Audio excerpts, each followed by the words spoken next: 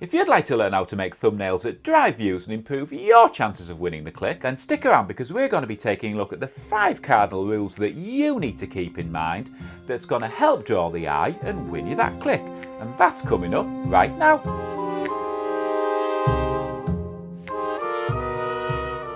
So why should you care about your thumbnails? Surely it's your video and your title that are the most important things. The video is incredibly important, and let's face it, without a title, nobody would ever find it. However, there's no point in creating the best video in the world, finding the best search term, if your thumbnails suck. Because nobody will click through and you'll have completely wasted your time. Because believe me, the thumbnail can make all the difference to your video. So let's take a look at what the big YouTubers do to make their thumbnails more exciting and win the click. So it's often said that a picture paints 1,000 words, and the use of faces in pictures has been around since mad good paint. But why should we put faces in our thumbnails? Think about it like this. Since the second we're born and we open our eyes, we're programmed to look at other people's faces, and especially the eyes. And as we grow older, we keep that programming. When you meet somebody, the first thing you do is look at their eyes. So having your eyes wide open, and especially showing the white of the eyes, is a very good thing to do on your thumbnail.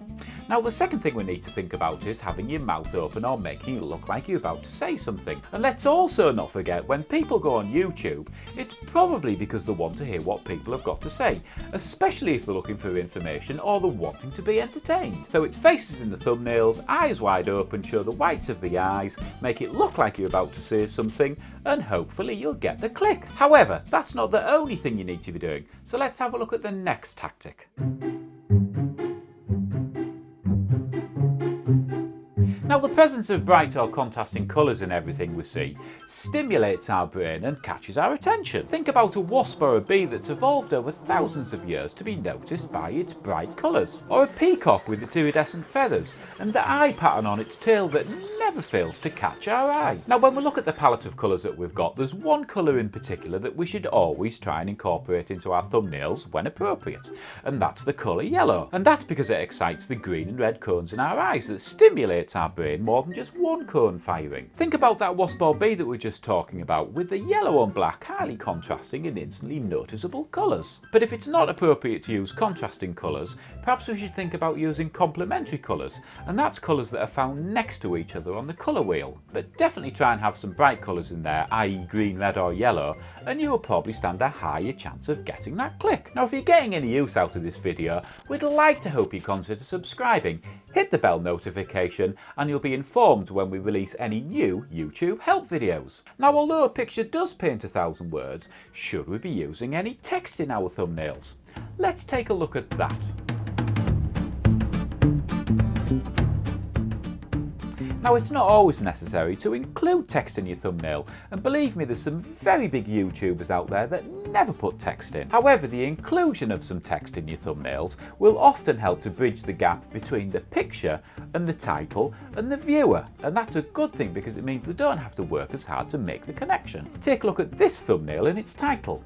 As you can see, they've got absolutely nothing in common. However, if we just add a few lines of text, we can now understand the connection and the message the creator's trying to make. Now, something you should never do is just repeat your title and your thumbnail, as you're wasting valuable space. Keep your message short, sweet and to the point. I would say 2 or 3 words maximum, but definitely less is better as long as it makes sense. Now, let's not forget that people browsing on YouTube have little or no patience. So if you're just going to repeat your title in your thumbnail or fill it up full of words, they're A, first of all going to get bored, or secondly, they probably can't be bothered to decipher all the words that you've just put on something that's no bigger than a postage stamp, and they're going to be halfway further down the page before you even know it. So try and keep your text short, sweet and to the point, and when it comes to thumbnails, less is more.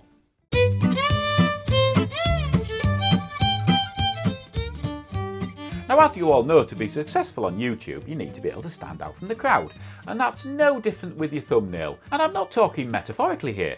Let me show you what I mean. Now what you need to be doing is making yourself the central focal point of the thumbnail. And the best way to do that is either to put an outline around yourself or use a drop shadow. Now this also applies to text just as much as it does objects or people, as it helps punctuate the focal point and draw the eye to the area that you want people to look at on your thumbnail. Because often if you can get the viewer to look at the centre of your thumbnail, there's a better chance of them clicking through to the video. Now the whole objective of doing all this to your thumbnail is to make it attractive enough for somebody to click without misleading them. So what do we mean by that? Well, let's say for instance you wanted to watch a video on the latest Batman movie and you found a thumbnail and it said latest Batman movie review.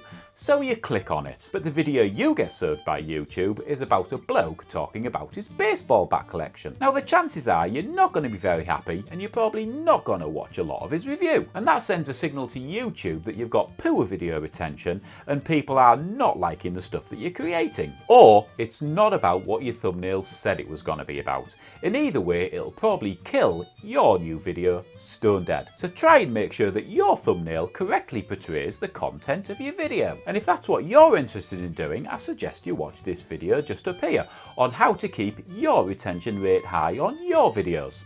Thanks for watching. I'm Bobby Max. I'm out of here.